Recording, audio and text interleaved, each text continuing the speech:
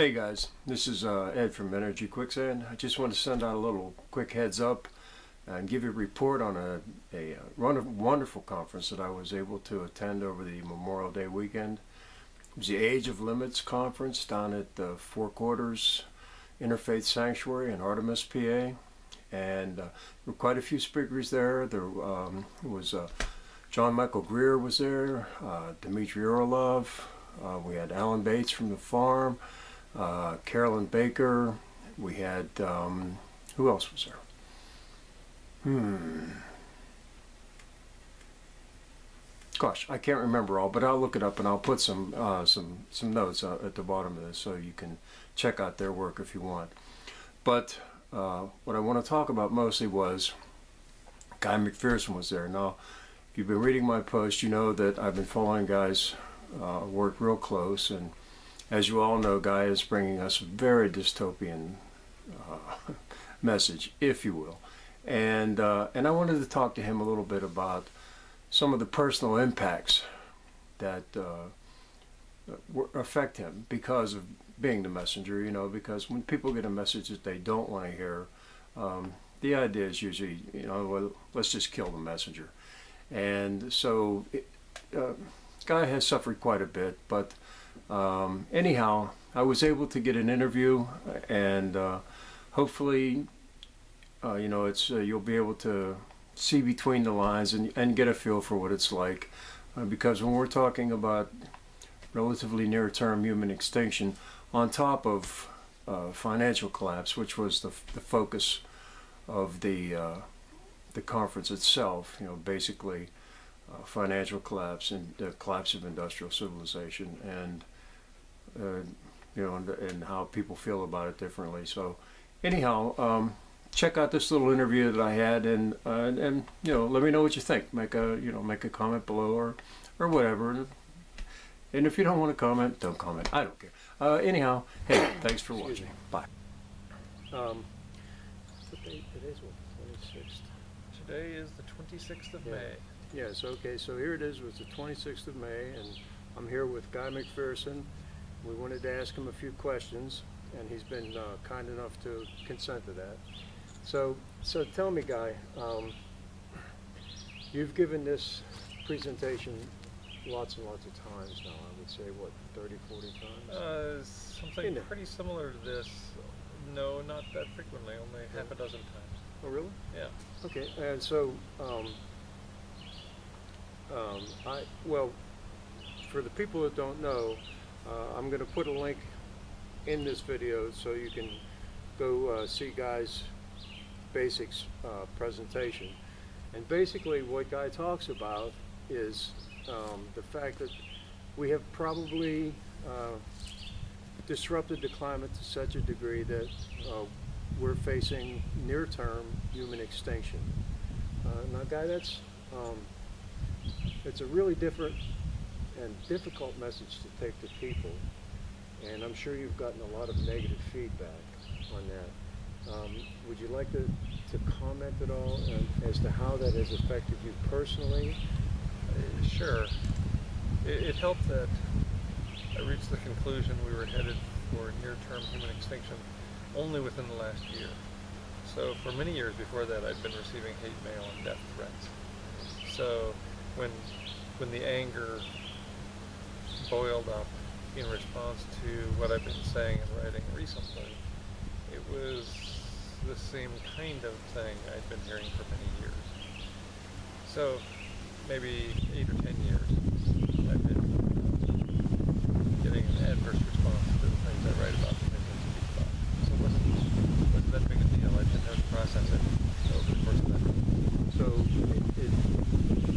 in other words, you have somehow assimilated that into your consciousness, and you don't let it bother you anymore? Sure, it doesn't bother me when somebody sends me a death threat or tells me they're going to turn me into the authorities. They always send this anonymously. Oh, yeah, of course. Sure, you guys know. So my first step is to send them my address, so that we don't waste time. Yeah, so the police don't have any difficulty. Exactly. So they can, DHS can wrap me up, or they can send the assassin my way. Well, I'm quite jealous because I had to get a different.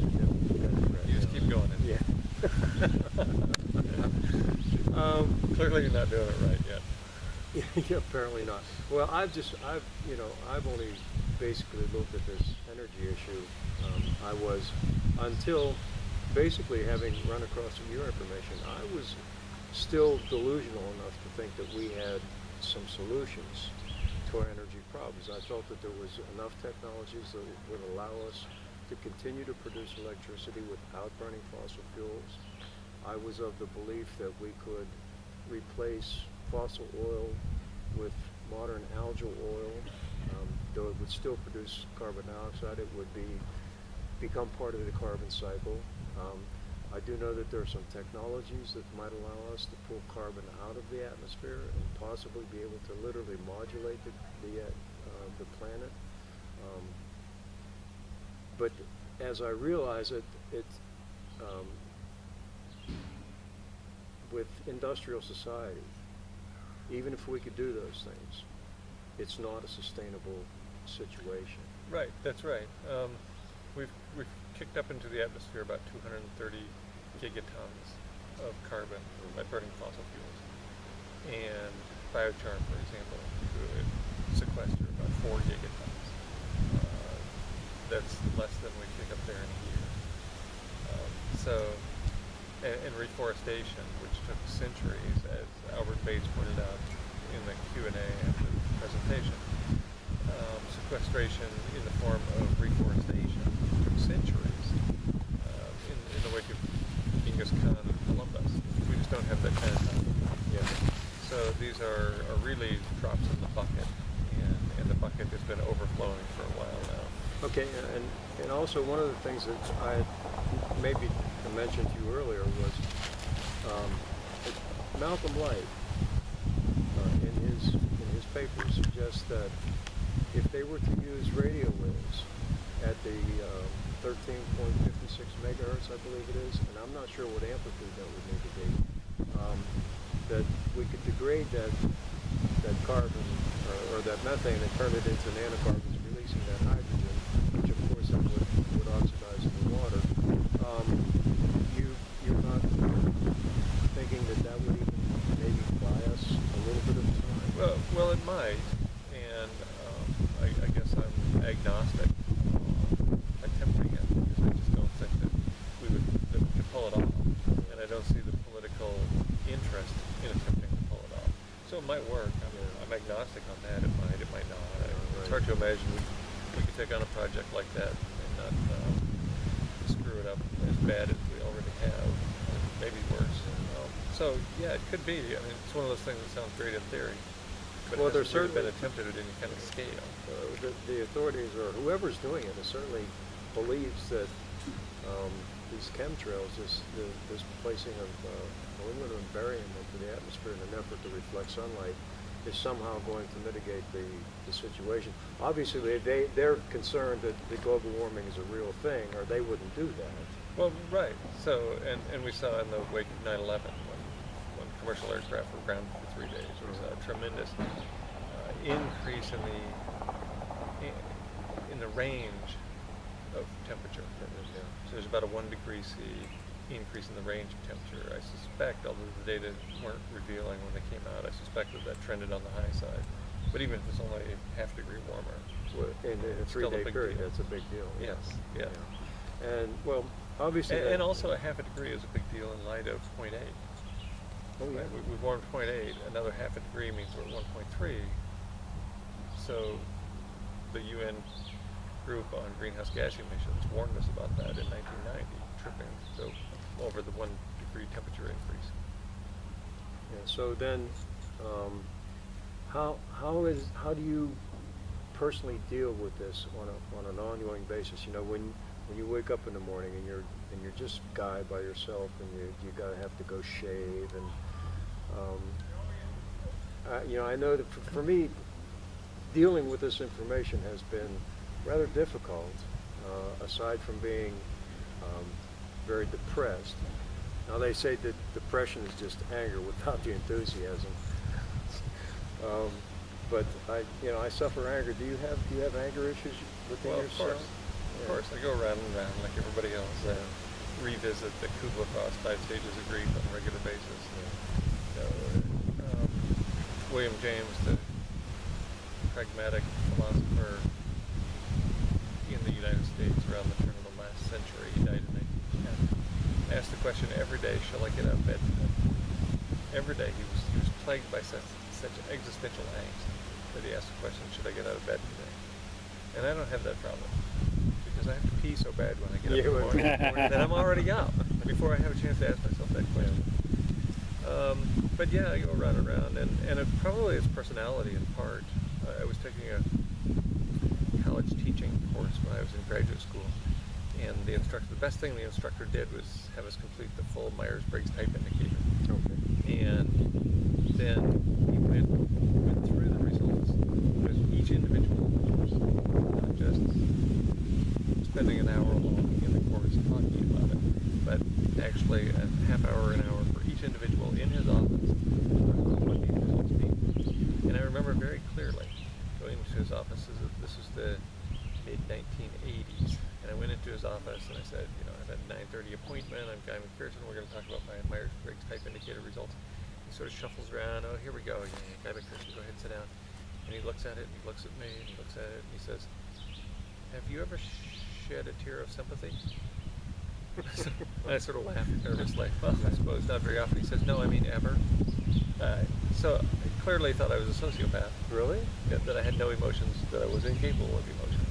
So maybe because of some combination of DNA and culture, I am less susceptible to emotion than most people. And Dmitry Orlov pointed this out after the talk this afternoon. He said some people are going to have an emotional response, and he said, for me, I'm not one, and it seems like Guy is not having a particularly emotional response either. And I don't know if that's because I've worked through it already. You know, I reached this conclusion in 2002 that this is where we're headed. So I've had 11 years to process, to work through it. And so at this point, it's what it is.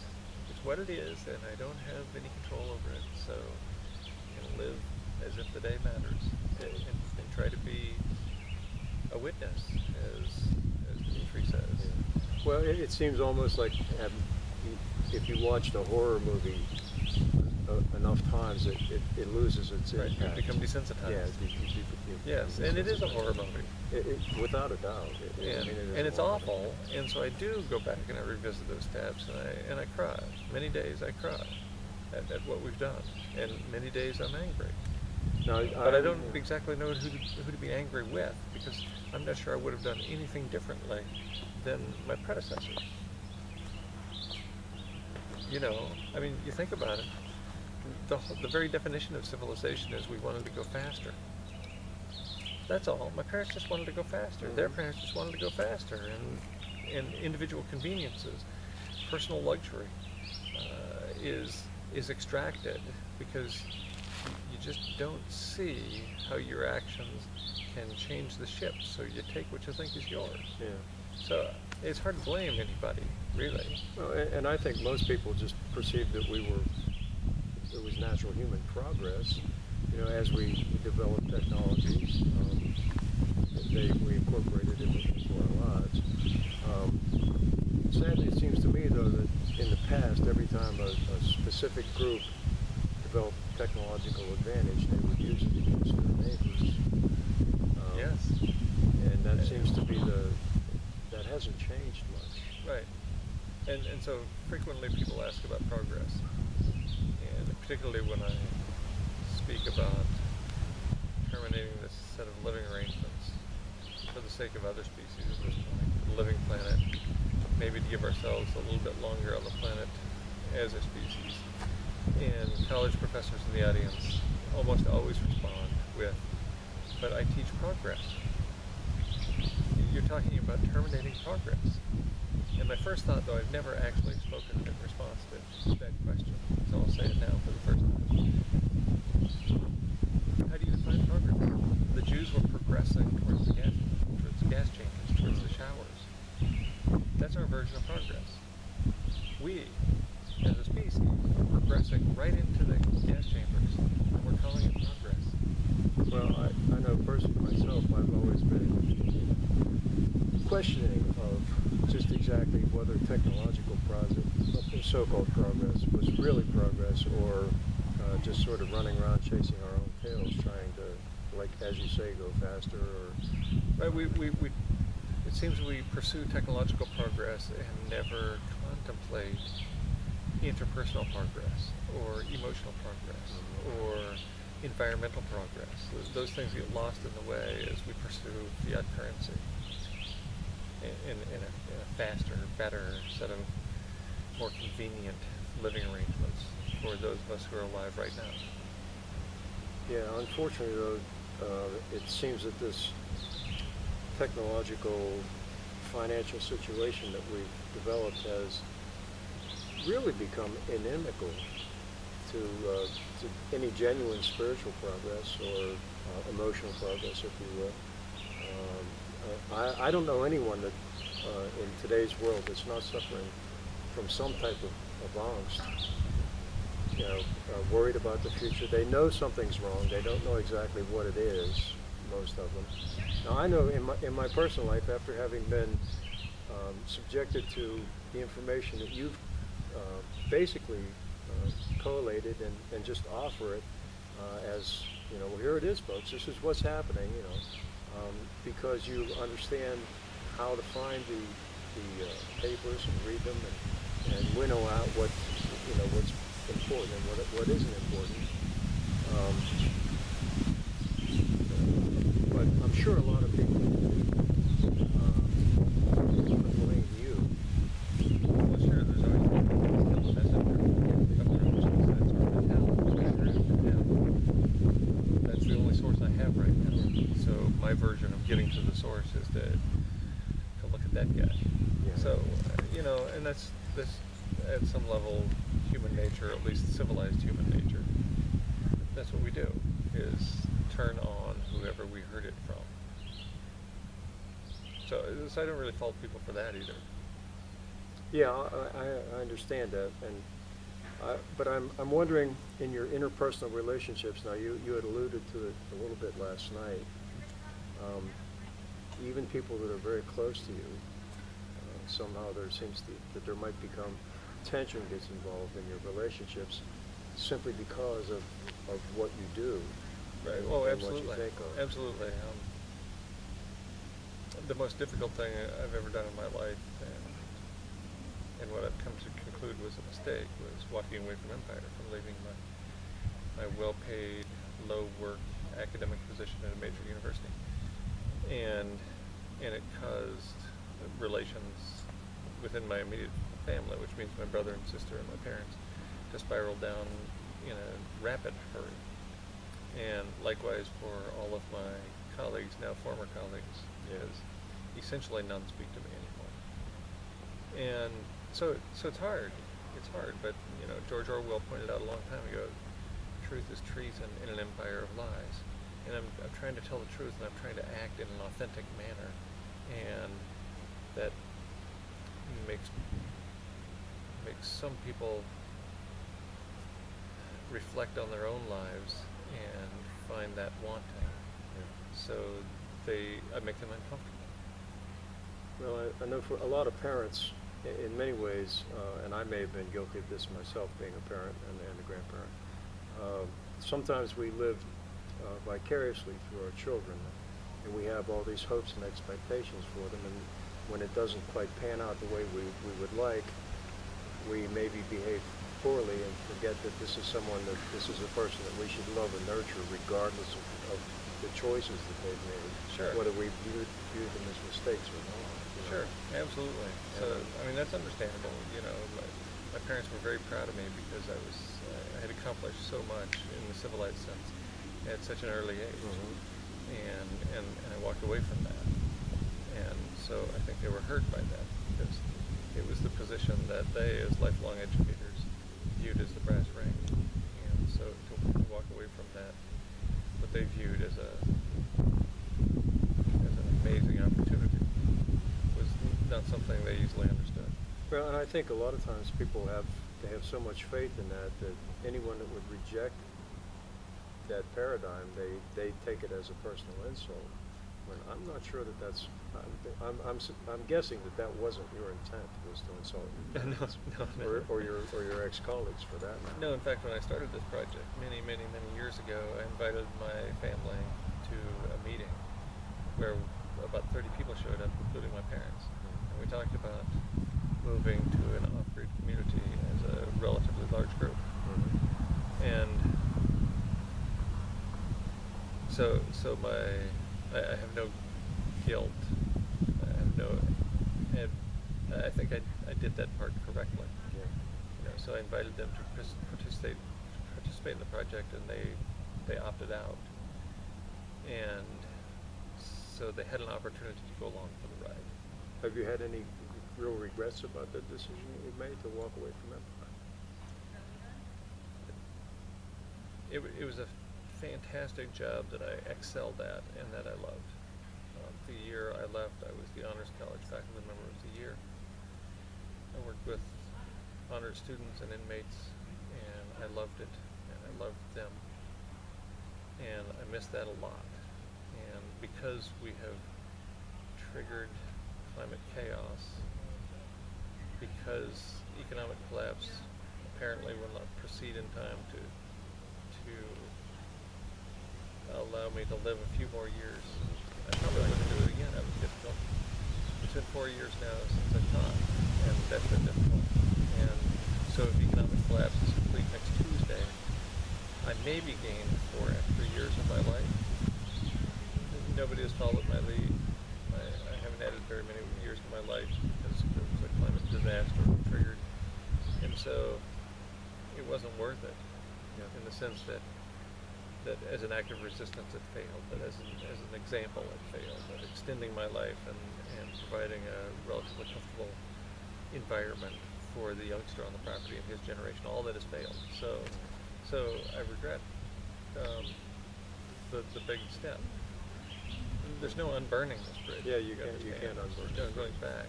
And civilization, well, for want of a better word, they're not going to stall. They're not going to give it up. No.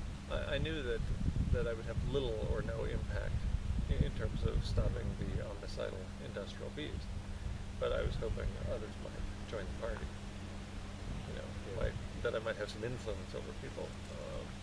I was successful in that I am able to write and speak about the kinds of things that would not be tolerated at a major university. Yeah, well, so I'm able to participate here, and that would not be tolerated at most universities. Yeah, I imagine if they felt anything that would reflect poorly on them, they would certainly take a dim view of that. Right. And, so walking away did allow me that singular advantage. In other words, you can't fire me, I quit. Well, one of the things that I have difficulty with when I try to discuss these issues with people, and I don't know quite how to talk to them when they are in absolute total denial. They question the science, they question my motives, they question a whole bunch of things. And I have, what I'm asking is, do you have any advice as to how I might be able to speak to people? And well, a lot of people are not going to let these messages penetrate their heads, period. And so I've given up on a lot of people making any significant changes in their lives. So at this point, I non-judgmentally put the information out there. What you do with it is none of my concern, really. Because, and it's a relatively recent shift for me. I'm an educator. I teach. That's what I do, or I die trying to convince people of the facts. But I had the fact pretty well corralled, and I made this big step, and it's been an unmitigated disaster for me personally. It's been a failure. So who am I to tell people to change their lives? I imagine this didn't really work for me. A pretty negative effect on your financial situation. Oh yeah, going from 6 figures to none. Going to overnight, none, zero, nada, zilch. That's pretty hard to do. Oh, we grow a lot of our own food. My wife brings home a few $100s every month. So Now you're making me feel rich. I live on $600 a month in Social Security, which I don't expect to last much longer. Right. To be quite honest with you. Right. Trust fund is just about tapped out, and I knew I would never get access to that. Because well, I'm sure it'll be complete before I'm 62, which is in another 9 years. Well, I'll be 68 or pretty soon. So at least I managed to live that long. I quite as a young man, I didn't expect that I would, but I guess growing up in the nuclear age, I just assumed that since they made these weapons, they were at some point in time they were going to use them. And we did. Well, yes, we did, and they stay still. They may still. Absolutely. Which would be a real catastrophe. Well, anyway, I'm not quite sure if I have any questions that I can really ask that make any sense. I mean, how do you face something that's the finality of it when we've all grown up in the concept that you grow up, you have children, and they grow up, they have children, and this goes on forever. World without end, all men, as we used to sing in the Presbyterian Church that I grew up with. Well, as a conservation biologist, I recognized early on that every species goes extinct, and I knew that humans were not exceptional in that regard. From what I understand, the average lifespan of a species is in the range of 10 million years. Yeah, that's probably about right. Which means that we've fallen way short of that. Oh yeah, and in fact, even the typical mammal species lasts about 7 times as long as your horizontal. So just because we're very, very clever does not ensure that we're very smart, that we're going to maintain habitat for ourselves. Apparently not. I suppose we could speculate as to the human beings or character faults, if you will, as to why this is the case. Well, it seems to me that 2,000 years ago, we adopted civilization as a way of living. Every fork in the road we came to from that point on, we took the wrong turn. Every one. So we opted for civilization instead of the way humans lived for 2 million years or so. And then after that, we opted for increasingly large-scale and complex civilization. And so our societies just became increasingly fragile, increasingly complex. And then we decided at some point that we needed nuclear technology. You know, Albert Einstein said once the atomic bomb was dropped, and recognizing that it was his work, his theoretical work, that primarily led to the atomic bomb, he said, if I had known what they were going to do with it, I would have become a shoemaker. But I think on the other side of that coin, somebody would have come up with that at some point in time. But it would be better if it be 5,000 years from now instead of absolutely, in the near future. Yes, it would be so much better if it were 40 years from now. On multiple fronts. I guess it's been noted by a lot of people that our technological capabilities have certainly leapfrogged ahead of our spiritual growth and our caring for one another. I'm not a religious man. In fact, I'm very agnostic. I'm willing to accept that I believe that there's some force. I know personally that there's something beyond time and space. If there's a God, I'm sure that it's not anything that we humans have reconstructed it to be. But it makes me wonder, because obviously the planet doesn't care whether it has passengers. I mean, it's been through this process before. Well, not only that, it took several billion years before life of any kind developed on the planet. It was just a rock in space. Yeah, the universe is indifferent to us. Pretty much. And so we should accept that and revel in the fact that we're here and able to appreciate what else is here, including the universe. We're all stardust. Yes, we are. Let's act with some sort of humility instead of the hubris for which we've become infamous. Yeah, notorious, I think, might be a little better, a better description of our hubris. It's frustrating to have all of these things gang up on us at one time. You know, it would have been bad enough to have to deal with a political situation that is completely untenable. To have to deal with peak oil and the implications of what that's going to happen. And I believe we're already starting to see the world's economy start to unravel, and just whether it's going to pick up speed or not. Which is why I asked that question about how you envision this process to unfold. You know, I've given a lot of thought, and I hate to use the old Titanic analogy, but it seems to me that we've already hit the iceberg, and they're still playing music on the deck, and there's still guys saying, okay, you can get in the boat, and you can get in the boat, and no, just the ladies first, and all that's fine, but everything's going to be okay. Don't worry, everything's going to be okay, and then it lasts for some amount of time, but when a certain tipping point is passed, then the response is immediate and that's how I envision this process playing itself out. The trouble is there are no lifeboats on this particular ship, and there's no Carpathia speeding on its way. Right. No, that's exactly right. And people tell me all the time that no, it can't happen quickly, and I tell them it's not. It's happening very slowly. By every macroeconomic measure,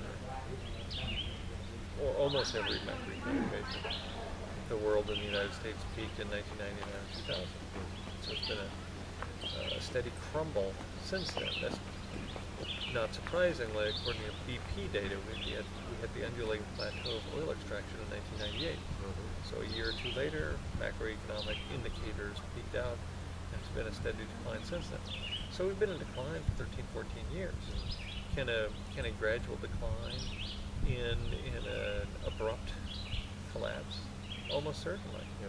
And the former Soviet Union is one example. Things were crumbling there for a while. People saw a couple of years in advance that there's no saving this ship anymore. Yeah. And then the end came really very quickly. And so it's pretty easy for me to imagine something like that, or for Spain to fall, for example, and for there to be recognition that no, there's not enough money in the world to bail out Spain. Period. And so Lehman Brothers was one thing, Bear Stearns was one thing, but Spain? Yeah, that's a little fun. That's huge. Well, and considering that our problems are fundamentally resource-based, I don't see how money is going to solve this in any way, shape, or form. Right. We're talking about finite materials on the planet. Those materials are required to maintain this living rate. And so we're at just over $100 oil now, and it's throwing serious sand in the gears. And it has been for a while. And so maybe that serious sand in the gears is what causes it to fall apart at some point. Or maybe it'll be another event that spikes the price of oil. Maybe it'll be an event that causes the price of oil to go way south. So then several of the alternatives are priced out. Yeah. Well, certainly tar sands and oil shales. Well, we drop below $80 or so, and they're out of the game now. So that doesn't make any sense to because keep them running. The ROI, the energy return on that is just so abysmal. It's not 100 to 1 like it was when Drake dropped his first or well. Even right up until through the 1930s. Yeah, it was in the neighborhood of 100 to 1. So we're talking 1.1 to 1. It's not nearly 60. Yeah. Well, anyhow, I hope at some point in time to be able to maybe stop at your place in New Mexico. You'd be welcome go back to see. I'd like to find the spot where I was actually born. My mother never told me, but she was working as a nurse on a reservation. It was either the Hopi reservation or the Navajo reservation outside of Gallup. And it was a little wonderful hospital called St. Mary's Hospital. I doubt that it's still there. Well, if it's in New Mexico, it has to be Navajo, not Hopi. I thought there was a Hopi reservation there. No, the Hopi reservation is in Circle. by the Navajo Reservation, but I believe it's all in Arizona. It's all in Arizona. Well, anyhow, it's, my birth certificate says Gallup, New Mexico. Well, let's find that next time you come Yeah, visit. that'll be the thing. Well, listen, I want to thank you very much for taking these few minutes to talk to us, and hopefully, you know, wish you all the best. Thank you, Edward. I appreciate it. What I'll do is I'll put a link on this to your book and to your movie, and so people can maybe learn a little bit more about what's going on, and then, you know, inform themselves, and then they can act accordingly. Right. You know. Let me know when you need information. Okay. Well, thank you so much. Thank you. Okay. Well, thanks for letting me be the fly on the wall here. Yeah, no problem. I thought you were the director. I was ready for a cut at any time. I just had a few afterthoughts that I would like to add here. First, allow me to apologize for the quality of the film.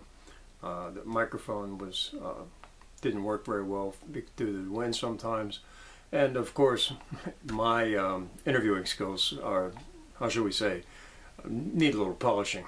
However, it occurs to me that it's very difficult to be someone like Guy McPherson, to bring such a dire message to the world, and to have paid such a dear price for it personally. He has been accused of all sorts of things. He's been accused of being an environmental radical, an extremist. He's been accused on television of reckless speech in furtherance of his environmental agenda. He's suffered some difficult times, but he has walked the walk. He has put himself on the line and done things that most Americans, or most humans for that matter, would not do. He has tried to lead by example, and he has suffered some relatively serious consequences. People that he loves very dearly, the relationships are strained. He gets hate mail, death threats. He gets literally called all sorts of names. And all I know is, from my point of view, Guy McPherson is one of the few heroes in this world. And I think that if more of us could follow his example and be conscious of what we do and be caring about this earth and care for other species, I think this world would be a much better place.